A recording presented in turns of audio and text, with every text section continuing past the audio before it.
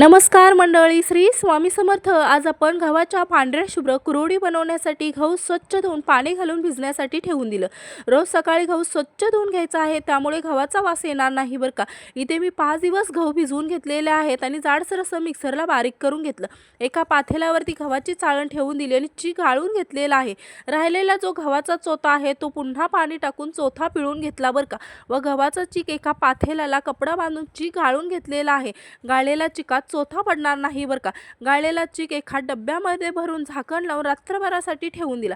सकाळी चिकातलं वरचं पाणी काढून दिलेलं आहे आणि हे पाणी मी कुरडईसाठी वापरणार आहे. जेवढा चीक असेल तेवढंच पाणी घ्यायचं बरं का कुरडईसाठी. त्यामध्ये मीठ टाकलं, उकळी आली की चीक सोडून हटवून घेतलेला आहे. जरा मेहनत कुरडईसाठी जास्त लागते, पण चव मात्र अप्रतिम अशी लागते बरं का. शिजलेला चीक एका सोऱ्यामध्ये भरून कुरवड्या घातल्या. 2 दिवस उन्हामध्ये सुकून घेतलेल्या आहेत. तयार झाल्या पांढऱ्या शुभ्र गव्हाच्या कुरवड्या. तेलामध्ये तळून घेतलं. अजिबात तेल वगैरे पकडलेलं नाही बरं का.